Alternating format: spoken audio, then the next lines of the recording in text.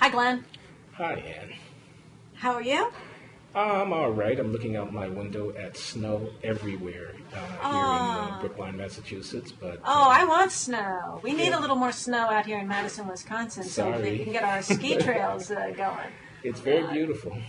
Yeah, I like the snow. We need more. Yeah. We were forced to go sledding the other day because our cross country ski trails weren't what they need to be. I see. Well, anyway, let's introduce ourselves. I'm Glenn Loury, professor and I'm at Althouse. At Brown University. And I'm a professor at the University of Wisconsin-Madison at the law school here. So the professors are here to talk about the Tucson massacre. Do we have to? I mean, we do. Okay, then let's. But let me do you think it shouldn't be talked about? That I feel very inexpert. And I'm, at a moment like this, especially mindful of the fact that there's just so much talk in our public culture, you know, and we're part of it. I mean, blogging heads, blogging this, op-ed that, TV commentary, cable news. Every event has to be instantly analyzed by people who don't have, with due respect, the depth of, you know, usually any kind of real depth or sophistication or whatever. No time for reflection. Talk. So we're going to add to it. One of President Obama's themes at the memorial the other night was humility, that we should, when we talk about this, have a dose of humility, he said. And I still think we need to criticize the people who jumped in right at the beginning with a lack of humility. I think that he was maybe pushing back some of the people that got started right in the beginning, before anything was known about what happened, and suddenly had all kinds of theories about why it happened that I think were just insane. Now, it turned out that apparently, and from what we can tell at this point, it was a lone gunman who genuinely was insane. So there's a certain irony in it. I would say that the commentators themselves were ideating in a paranoid fashion, connecting up things that they didn't really know about to form a nice conspiratorial theory that made sense of everything. So let me be clear. You don't think we are experiencing a climate of hate? And you don't think that whatever climate of hate we might be experiencing had anything to do with the behavior of this of Jared Lee Loughner? Right. Yeah, and I think it would be really wrong to let the fact that one crazy guy acted out change the way we speak and the way we behave in American democracy. We just had an important election. We just had a tremendously profound grassroots movement. We have a that would vibrant, be the Tea Party that you're talking Tea Party. about. We have a vibrant, very significant debate about policy in America. We have a new Congress. We have important issues that we need to talk about as sane people in the real world. I think to become distracted by what went on in the mind of a man who has something, I think, quite wrong with his brain is something that would only be suggested by people who don't want to continue with the normal politics that they're confronted with. So I think I can understand why some people disappointed with what happened in the last election, are interested in seizing upon this distraction. But I think the rest of us should resist that and should. I noticed in Paul Krugman's column today in the New York Times that he, or the first one that he had over the weekend, right after the massacre, that he was suggesting that it would be wrong for people to just keep doing what they've been doing after what happened in Tucson. But I disagree with that. I think we should keep doing what we've been doing, and that we should always mourn people who die and see the significance of the individual and be sad and have memorials for people who die. I think that's important. I think we should care about violence in the world. We should be concerned about the mentally ill. But it's not a major topic in the current political debate that a huge effort has been made over the last 2 years to engage people in and has brought many people into, raises many important issues in the real sane world of normal people. I reject the distraction. And hold on, this is a torrent of different concepts, all of which are interesting. Can you give me a chance to just tease them out? Sure. So we can explore them. Okay. Tease away. Is there anything wrong with the political discourse, the climate of I'm just going to list some questions. I don't mean for you to answer them immediately. One question is, what about the climate? Has it gotten out of hand? Is talk radio too bellicose? Is there insufficient respect for people with whom one disagrees? has the loss of civility somehow diminished the quality or character of our public discourses in a dysfunctional way. Another has to do with whether or not the gunman who acted out of political or some other motives. Another has to do with the commentators who, liberal commentators, if I may say so. Paul Krugman is a liberal. Paul Krugman supports the Democratic Party. Paul Krugman hates the Tea Party. Keith Olbermann hates the Tea Party. Keith Olbermann is a liberal. He evidently votes Democratic. Chris Matthews gets a chill up his leg when he thinks about Obama, this kind of thing. So these are partisan actors, no less partisan than Fox News, I might point out, who seize upon an incident for their own purposes. And yet another issue, this would be a fourth one now that we might explore, is the meaning of the Tea Party. I mean, you see grassroots activism there. You see something that is glorious about democratic self-government in the Tea Party, whatever you may think about their particular, political views. But many other people see something really quite ugly. They don't see anything to be celebrated. They're not like saying, engagement again, people back out at meetings again, people, around their kitchen tables talking about government again, hurrah. No, they're saying, that the Tea Party is a threat, that these people are crazy. They characterize them as birthers. They dismiss them as being idiots, et cetera, et cetera. So I think there's a big difference between the kind of crazy that we see among people who are basically sane, but they believe, maybe they think they have birther theories or truther theories, and people believe all manner of flaky spiritual concepts these days, and they don't believe in science, or they believe in this. But those are not mentally ill people. And I think we should have the debate about how crazy some of those ideas, and call people when they go over the line and are too hateful and violent. And there's some of that, whether there's more today than there was in the past or whatever. I don't think there is that much more. I think there's always a certain amount of emotional vibrancy going on, and some people go too far and some people say crazy things. But there's a difference between that and a genuinely psychotic person who is not in the real world, who doesn't, apparently this man didn't really even believe the world was real. He thought he was in an unreal dream. Yeah. Where nothing mattered. Yeah, certainly. I mean, from all we know. That's not the same. And we don't know as much as we're going to know in a week or a month's time. From all we know, this was a deranged person who acted on, his mentally distorted thoughts and acted out violently. For all we know, I mean, and a number of the defenders of Tea Party enthusiasts have said this in the press, the guy had no particular political identity, didn't listen to talk radio, he was not a devotee of Tea Party politics or Glenn Beck, whatever. He's just a very disturbed individual who found it amazingly easy to get his hands on a semi-automatic weapon in a 30-bullet clip and went out and killed people.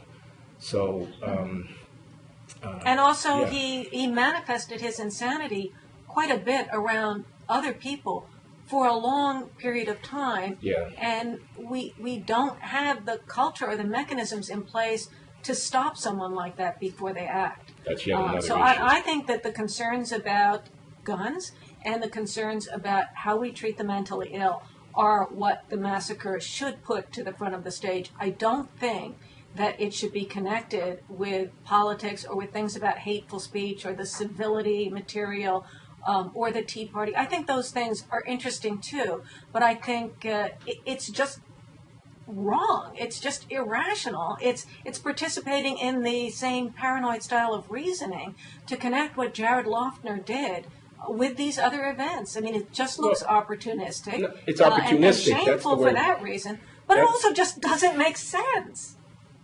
The word I was searching around for was opportunistic, and it seems to me precisely so. Just like it's opportunistic to seize upon someone's public statement that we may need to reform entitlements and accuse them of wanting to send old people out into the cold without health care.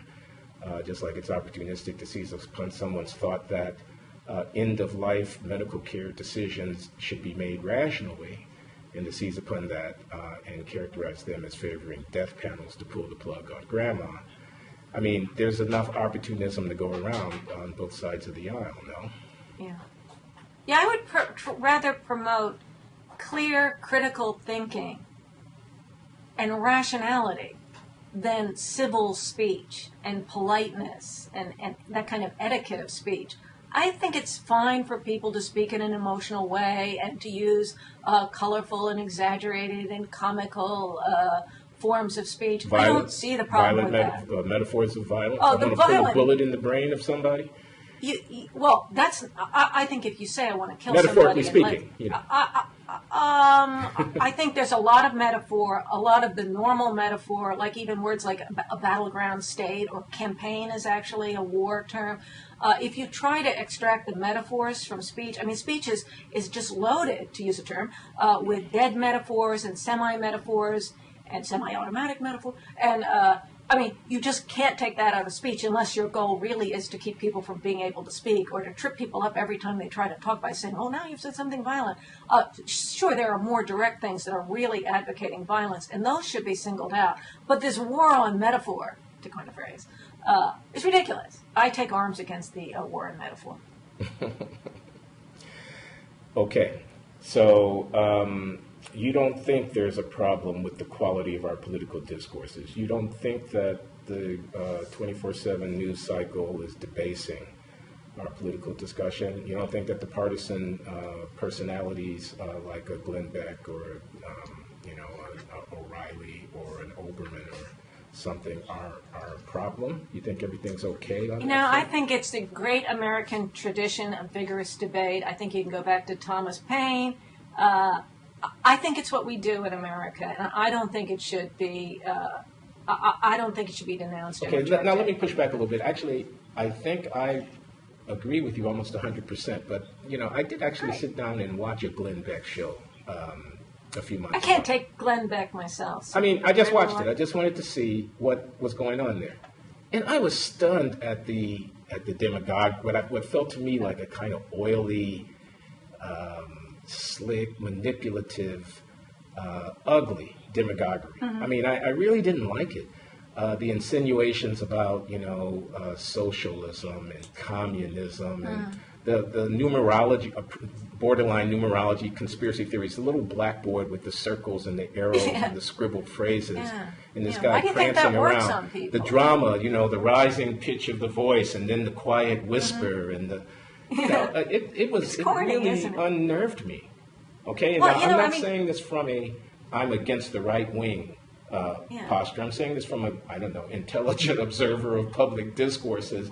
And, I don't like slick TV preachers who market the gospel with their shark-skinned suits any more than I like the way that this guy markets the right-wing political line with the buy gold to protect yourself against the coming apocalypse commercials interspersed in between. I mean, there's just something very unnerving about it. But isn't it a long-standing American tradition? I mean, the preachers. I don't make it right. Jeremiah Wright. I mean, there are people on the right and left. There's a certain kind of populist rhetoric. It's part entertainment. It's part ideas. And there are different tastes in that. For example, I listen to Rush Limbaugh. I like Rush Limbaugh. I really enjoy listening to Rush Limbaugh. But I can't watch Glenn Beck. I mean, to me, Glenn Beck is kind of a little slow. It's a little weird. I don't like his style, but I know people who like that style. I mean, I try to understand what is it about that is appealing to people. He also uses this Christian imagery. He uses this pray on your knees, this kind of... There was a feeling of almost like a revival meeting. I mean, my mention of the televangelist was not accidental. It reminded me a little bit of that. Well, I mentioned Jeremiah Wright. What about that? I mean, to bring someone in from the left. I must tell you, I kind of defended Jeremiah Wright in a way, in that I know the genre. In other words, I know kind of like where he's coming from because I grew up on the south side of Chicago, and I know Jeremiah Wright actually not well, but I know him. But I know many people who go to his church, and I know many people who are like him, and I mean like him in the way in which they talk about, in the sharp-edged way in which they talk about their disagreement with sort of mainstream tendencies in American political culture from a kind of Afrocentric, outsider looking in point of view. And I defended it not because it's going to sell on Main Street. Definitely a presidential candidate doesn't want to be saddled with that kind of thing because it's not going to sell on Main Street. but because I thought it was indicative of a corner of American, expression, namely South Side of Chicago, urban African American, alienated, angry left.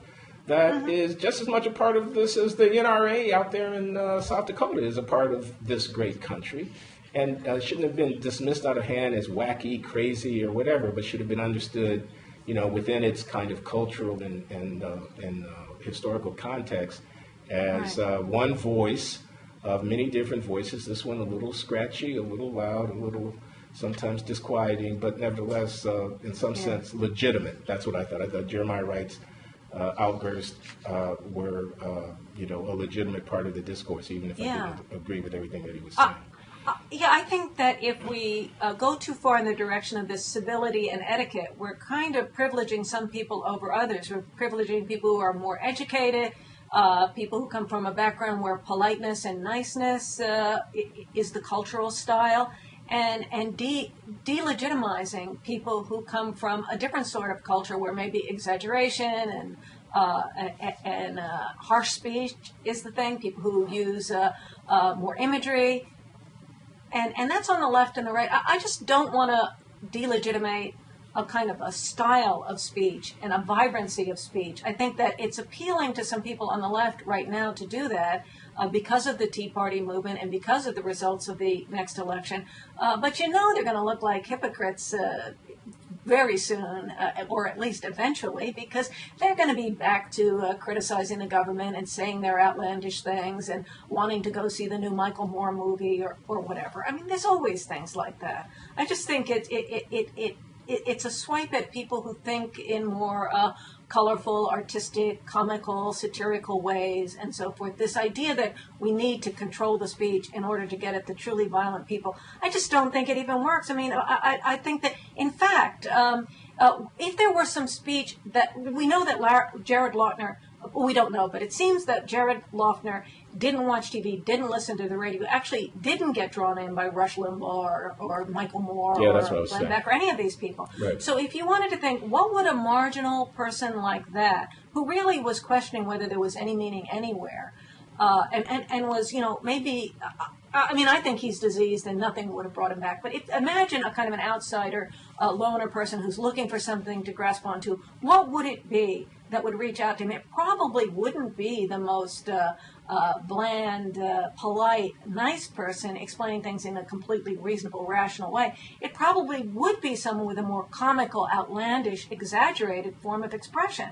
So I think actually people like Rush Limbaugh, Glenn Beck, Jeremiah Wright, whoever, may actually be effective in bringing in people who would otherwise not pay attention to politics. And even if it isn't completely rational, it actually, just bringing people in and getting them talking and interacting with other human beings, rather than being completely isolated, can be more effective in socializing and making people more normal and less crazy. So I don't even buy the theory that it's polite civil speech that will make us all better, because I'm a 60-year-old professor, and I'm disgusted by overly nice, insipid speech. I want there to be some bite in it. So what about all of these young people who might have a tendency to stray off into violence? I don't think more civil speech is really what's going to keep us safe. I think the sort of free market of vigorous ideas, including lies and outrageous statements, although not direct incitements to violence, are more helpful in normalizing more people. Let me ask you this. Suppose that Jared Lee Loughner had been a member of the Tea Party. Suppose he had been a devoted follower of Rush Limbaugh or Glenn Beck or somebody. Suppose he was a registered Republican. Suppose he had a strongly articulated pro-life position, low taxes, et cetera, et cetera. Would it then be okay for Paul Krugman to write a column saying, in effect, that Sarah Palin and Glenn Beck and Rush Limbaugh had caused the attempted murder of a member of the Congress and the senseless murder of other individuals? Would it then be okay to lay responsibility at the feet of the political party which this fellow followed? Let him be just as deranged, just as disconnected, just as disjointed, but let him have a political identity. Would it be all right to engage in that kind of collective imputation of responsibility? What do you think? I would want to know more detail about where he heard the message. I mean, you know, the son of Sam heard the dog next door telling him to commit murder. If someone listens to Sarah Palin and imagines that Sarah is telling him to go kill somebody, and he's thinking that because he's schizophrenic, I don't think that's Sarah Palin's fault. How could anyone dare speak lest some crazy person take it the wrong way? I recall the Prime Minister of Israel having been assassinated, Rabin, by a gentleman who, if I'm not mistaken, was significantly influenced by some of the preaching of Orthodox or ultra-Orthodox rabbis in Israel. Is it within the realm of legitimate discourse? I simply don't know. This is really a question about which you may have more information than me. Well, I think to then carry that into the explicit political debate, which is quite vigorous in Israel about the future of the occupied territories and so forth, and discredit the ultra right wing because of the actions of this individual. Again, I would like to know the actual details. If I remember correctly, when Rabin was assassinated, it was after there had been talk of people openly saying he should be assassinated. Yep. And so that was definitely wrong. That's different from anything you could say the Tea Party did. I've always thought this meme. That okay, so there's a line. I'm just trying to see where the was, line is. I thought so. Yeah. That case did seem to me, and I don't know a whole lot about it, to be on the other side of the line in terms of a national discourse about really deeply felt issues that has flirted with, intimations of violence, and that then resulted perhaps in some awful act. That's on the other side of the line. We're way short of that line, do you feel? Right. Yeah, I mean, I think, look at all the hatred that is aimed at Sarah Palin, for example. Now, there are death threats against Sarah Palin. Let's say Sarah Palin were to be assassinated. Then what would you say about the people on the left? Yeah, heaven forbid, and I hate to even say, I feel like the mere fact that I mentioned it is maybe some crazy person is watching this. And if so, let me just say, don't kill anyone. You know, just as a general rule, if your ideas seem to lead to killing someone, think again. That's not right. You're right. Go back. Think of something else. That's wrong. But I mean, the hatred that is being, and also the hatred against George Bush that was out there. Yeah. And by the way, considering all the hatred, if it were really true that the vigorous discourse, the vicious, hateful discourse, inspired murder, there'd be a lot more murders of politicians than we're currently seeing. I think we should step back and observe what doesn't happen, which is that there is a lot less violence than there would be if the theories being spouted here were true. I think the evidence is that the speech doesn't cause the violence. I think the speech is a safeguard. It's a release vent for people. And also because it's tied to democracy that can actually work, as seen in the last election, you don't need the violence. That's the point of democracy and of free speech. I think we should reaffirm the value of free speech here. Okay. No argument with you on that. But I want to ask about blood libel. I mean, we were mentioning Sarah Palin. Yeah. Okay, so now there's this firestorm. Well, what I think is, I didn't get it. I mean, first of all, I didn't get the, she used a phrase that referred to something that happened to Jews in the history of Europe in anti-Semitism. Therefore, somehow that's out of bounds. I didn't understand that at all. You're not allowed to. When I heard the words, I didn't think Middle Ages and matzah. I thought libel and blood. In other words, I took it literally. I thought she's saying I'm being libeled. Let me just finish. She's being libeled. I thought she was saying I'm being libeled by people who are accusing me of being responsible for something that I haven't had nothing to do with. That's libelous. And it had to do with the spilling of blood. I mean, that's what I thought. Now I don't know what might have been in her head, but the commentary then went off into this thing of, she's invoked this phrase. It's like she's calling herself a victim equivalent to, Jews in the history of anti-Semitism, and how dare her. And I thought that was hysterical, frankly. I mean, now, I'm not Jewish, and I don't, so what do I know? Well, I mean, think about it in comparison to using the term slavery. If someone says, I'm a wage slave at my job, or something. Yeah, well, it would be hysterical then for a bunch of people to start running around saying, oh my God, she's comparing herself to a slave, she's making herself into a victim, and she's disrespecting the history of this awful incident. That would be absurd. I think that's the analogy. It would be to say, someone used the word slavery to refer to their job, and that is That's horrible. That doesn't give the proper respect and significance to what we know slavery really was. And the term slavery should only be used in the context of the actual phenomenon that was slavery, and nothing else can ever be compared to. Yeah, and that's absurd. I mean, now I don't want to accuse anybody of inappropriately claiming sort of territoriality around a term, because I haven't heard the Anti-Defamation League of B'nai B'rith or whatever it might be come out and say Sarah Palin must not use that term. But I have seen many liberal commentators who may or may not be Jewish objecting to the fact that she used that term. And in my mind, those objections reflect desperation. I mean, it's like they're grasping for straws.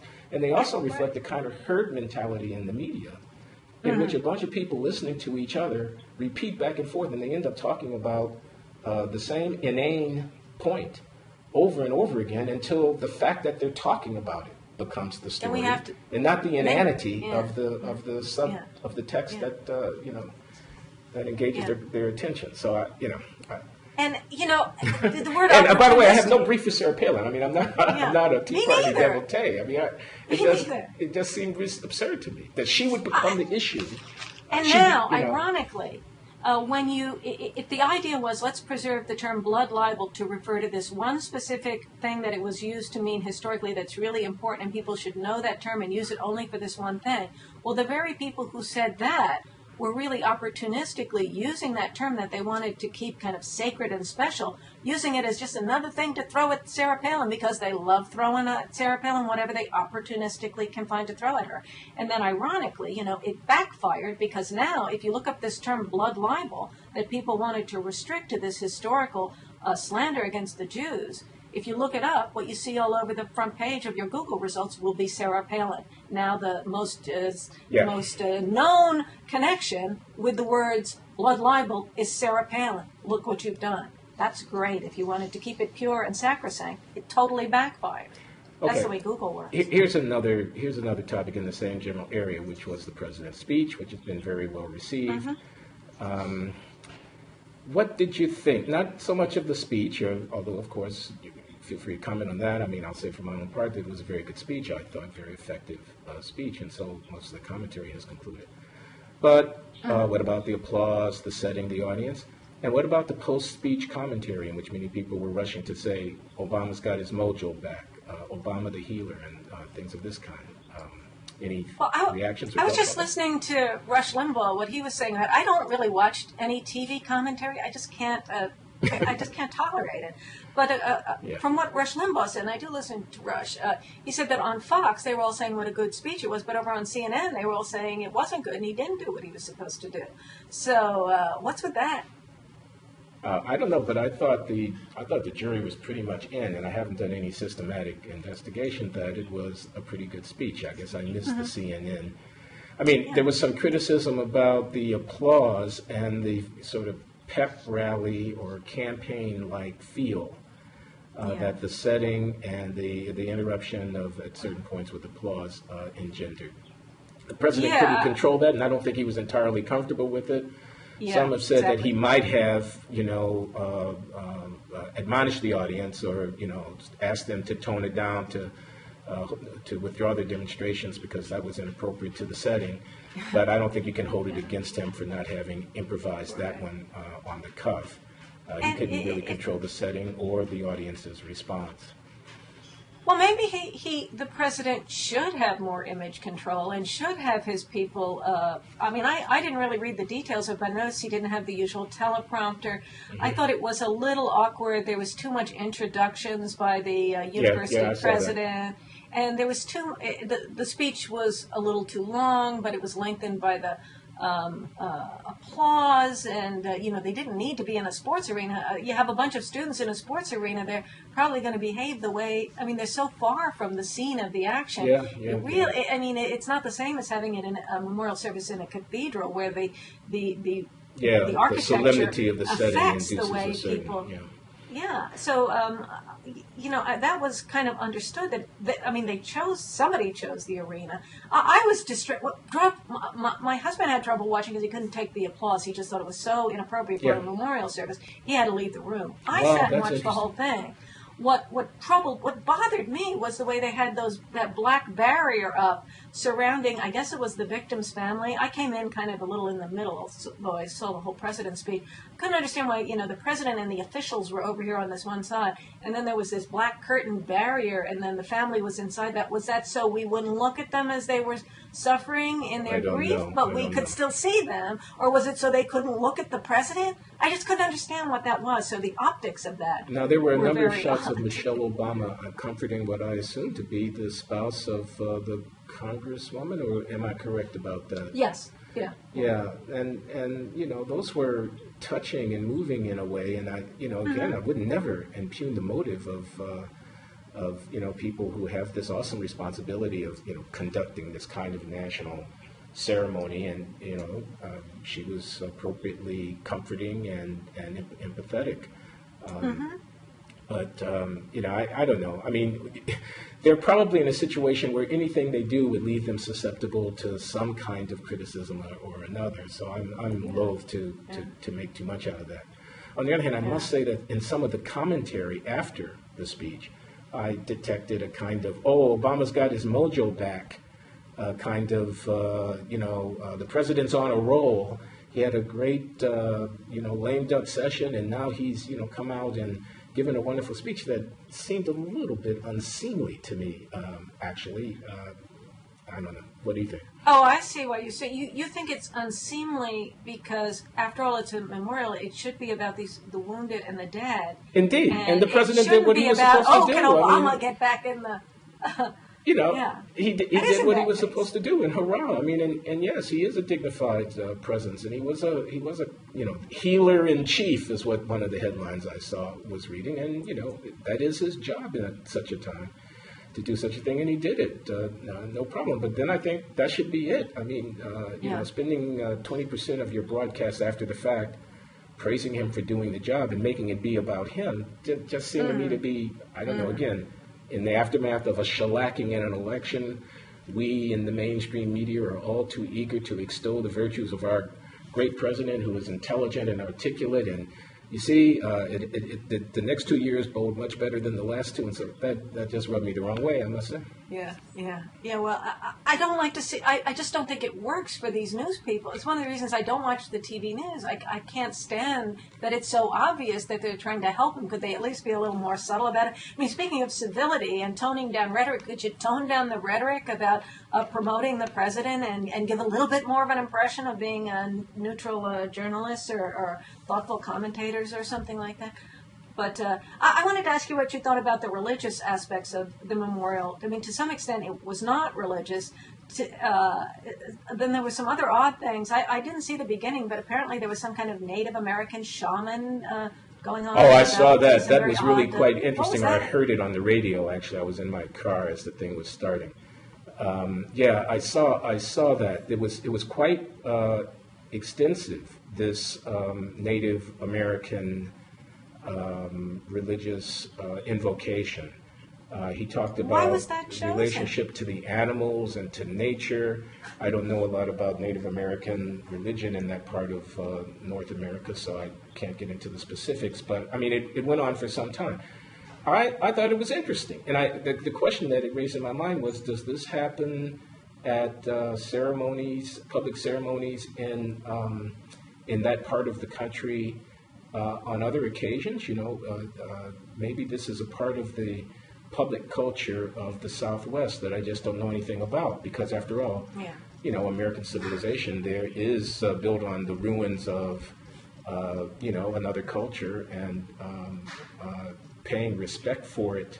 I was once at a conference in Sydney, Australia, and the conference was opened by a person of Aboriginal Australian descent, who invoked some, called attention to the fact that the tall office building, the 40-story building that we were conferencing in, was resting on ground that had been, sacred to, the original people of that particular part of the world.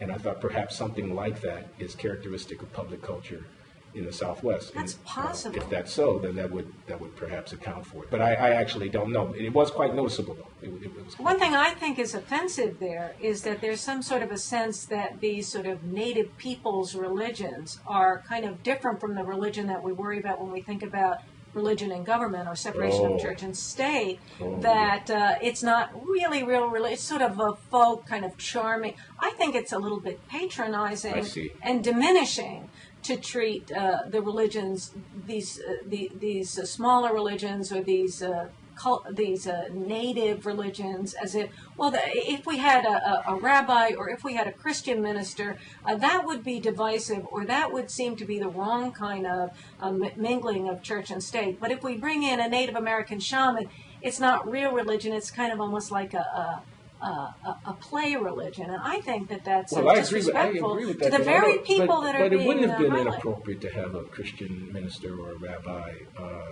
give an invocation at a memorial ceremony, even if for a public official and even if being addressed by the president, would it? I don't think it would, but I think that the fact that they didn't have that indicates that they think it would not be appropriate. I think I see, but that the native person's comparably religious, but native religion invocation would be appropriate. I see your point. Okay, let's talk about guns for a minute, because we're running out of time. I think you see that in schools. I think you see some classroom exercises where people do things having to do with Native American religion as if it's not really religion, so it's okay. And that it has a certain charm, and I think there's something a little kind of wrong about that. Yeah, pragmatically, just the pragmatic observation is if 0.2% of the population actually subscribes to the religion, then using it in that way may be less threatening to everybody else because it's less obviously an effort to impose any religious belief on anybody, since it's not really a competitor for our religious affections, so to speak. You're not proselytizing when you do that. You are sort of invoking something that is almost like a museum piece or something, so it doesn't have quite the same political meaning to speak in those religions. But anyway, I wanted to talk about guns just very briefly and get your, no doubt, interesting perspective on the debate. People kill people, not guns killing people, versus the view that a guy who is obviously mentally troubled, about whom his teachers and classmates from a community college say he inspires fear, is nevertheless able to walk into, a gun store and buy a semi-automatic weapon and a clip and carry it legally without any license or, being on anybody's list. That debate, where do you come out on that? Well, I don't think this particular guy should have been walking the streets at all. I think he should have been institutionalized. So then he certainly should not have been able to get a gun. Effective, yeah. Right, if he weren't out on the street at all, he wouldn't be getting a gun. So my solution would be more toward identifying the people who are really psychologically diseased, and to the point, not the normal problems we all have, and not the run-of-the-mill craziness, but these people who are genuinely delusional, need and can be identified. Something ought to be done about them. I would like to see the government efforts, if there are going to be some new efforts in the wake of the massacre, be aimed in that direction rather than at gun control. For example, I think this idea of Representative Peter King, that there be a 1,000-foot zone around various high federal officials, a gun-free zone. I think that's just absurd. So I'm not a hardliner one way or the other on gun control, but I think it's if you're going to commit murder, the fact that it's also a violation of a gun law, it seems kind of pointless. Well, I mean, what's the difference? We have these shootings in the workplaces. We have these shootings at high schools and on college campuses. We have the assassination of a murder of abortion doctors and so on. And we've got a politics that's, very much infused with, right to bear arms ideology. Mm-hmm. Isn't this telling us something, quite apart from the policy question? Should it be 1,000 feet, 500 feet, or no prohibition at all? Should there be a 3-month waiting period? Should there be a review board? Should there be licensing for this or that? Should there be a limit on the size of the ammunition clip that you can purchase? Are pistols okay, but not semi-automatic pistols, and all of this kind of stuff? Quite apart from that. isn't there something about American culture, love affair with guns, that's troubling? And isn't this idea that, oh, the criminals have guns, I have to have guns too? Or this idea that someone who had been packing, if they had had their gun, they could have kept this thing. Isn't there something almost silly about this argument? Okay, now I reveal my position. Silly about this notion that if we were all armed, we'd be able to keep the criminals from doing something. Whereas, in my view, if we were all armed, we'd probably have 100 times as many accidental shootings of people who were thought to be a threat, but it turned out later that they were just reaching for their wallet, you know. I mean, everybody would be in the position of a black teenager on a dark street at 2 a.m. in the environs of New York City, where a police officer feels that if his car, the teenager's car, is moving at too high a speed and in too irregular way, it's quite all right to open fire on them. We'd all be living under the threat of being shot down by armed vigilantes if we were to let this thing have its free reign, it seems to me.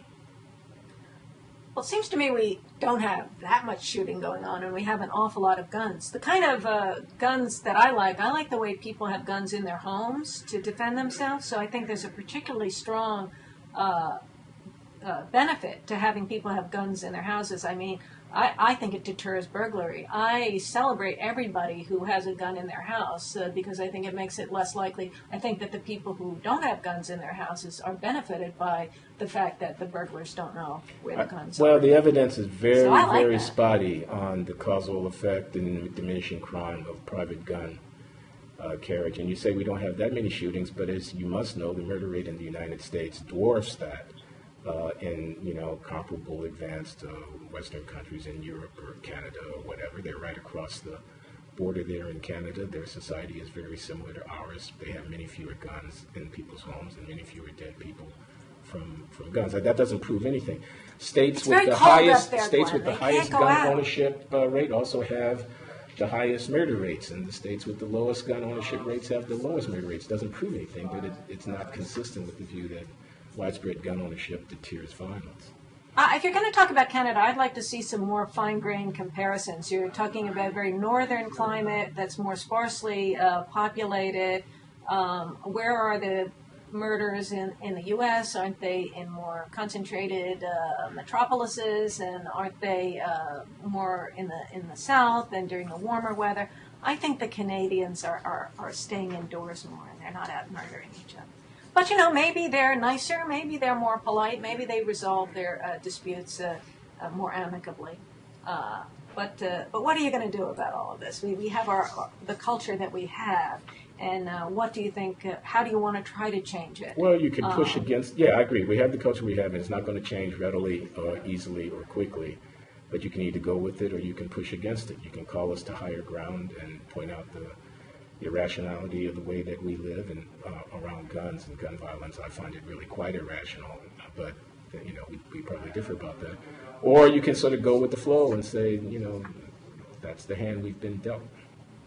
Well, I noticed that according to an article that was in the New York Times today, that nobody or very few people in Congress want to go in the direction of gun control because obviously it's very hot in elections, and so Democrats don't want to do it either. And Gabrielle Giffords, the woman that was shot in the massacre, she had a gun, and she was she supported gun ownership. She did so indeed. There are an awful lot of politicians who, whatever they would really say if they were, sociologists in universities or whatever, that's not what they're saying in Congress, so I don't really think we're going to get much gun control out of this. And then we have this amendment to our Constitution, which our Supreme Court has interpreted in the way that it has interpreted about a right to bear arms. And I must say, it just seems bizarre to me. So now we have that North Dakota or Texas or Arizona, where people may have one set of ideas about gun ownership, and there's one set of facts on the ground in terms of population density, the degree of urban concentration, etc. And you have, Washington, D.C. or New York City, where you have a very different, you get 8 million people crammed into a limited number of square miles of space, a large number of potentially violent people in their midst and so forth. And yet the same umbrella of constitutional protection forces a uniformity of law across these jurisdictions. Here's the thing. Break it down for me, Ann. You're making the federalism argument, and that's something that the Supreme Court looked at just this past year when it considered whether the Second Amendment is applicable to the states through the 14th Amendment. And there was an argument that why not just let the different states and localities do it their way and adapt the law to their particular political preferences and the conditions in that particular place. There are a lot of reasons why, Wyoming is different from Boston or whatever. But the interpretation of the Second Amendment that was worked through very carefully, and then a lot of people who were in favor of gun control, when they did the historical research, Professor Sandy Levinson, who was on Blogging Heads a week or so ago, he's written about that. A lot of them have gone through the material very carefully and in a spirit of neutrality and not being biased by their preference on the legislation. Okay. And they came to the conclusion that the Second Amendment really did represent an individual right to bear arms that goes beyond a military or militia situation. So that's the law on the Second Amendment. That doesn't mean that the right is absolute. Some regulation is permitted, but certain kinds of really strong bans, and the court hasn't been clear about what the details are about this, but there is some individual right, but the scope of the right is left to be determined. Obviously, there's an awful lot of gun regulation, and it isn't all going to fall, but some consideration of the individual's right to defend himself, especially in the home, is something that is of a constitutional magnitude. It's in our tradition, it's in our constitutional text, and that means something. By the way, what did you think of the reading of the Constitution on the floor of the House the other day? Gabrielle Giffords read the First Amendment. The First Amendment, yeah. I thought it was quite fine that they read the Constitution. I thought all the people were poking fun at them for reading the Constitution. I thought it was silly. I mean, it was a public relations, quote, stunt, close quote. But, I mean, you could do a lot worse than reading the Constitution. Okay, yeah. they're declaring their intention to, their determination to, bring the government in line with understanding about the Constitution. There's also this notion that every new piece of legislation has to explicitly indicate where it is that the Constitution authorizes the federal government to act in this way. I think that's have a problem great with idea. that. None whatsoever, frankly. I mean, in the current litigation about the health care reform and challenging the individual mandate, the government switched to trying to defend it in terms of not just an exercise of the commerce power, but also as an exercise of the tax power. Now, we were told it wasn't a tax, and if Congress had been forced to be explicit and to say, this is a tax, that would have changed the political discourse around health care reform. But here they are whipping it out when it gets to the litigation phase. We weren't calling it a tax, but now we're calling it. And I got to go, and therefore I cannot allow that to be the last word. And we therefore have to have another conversation about health care reform, because I don't necessarily accept all of what's implied by what you've just been saying, but I don't have time to rebut it. Okay. I didn't mean to, to use an unfair tactic. No, that's okay. That's okay. We'll talk again. Hold up that argument, but okay. It was great talking to you. Yeah, good talking to you. Bye-bye. Okay, thank you.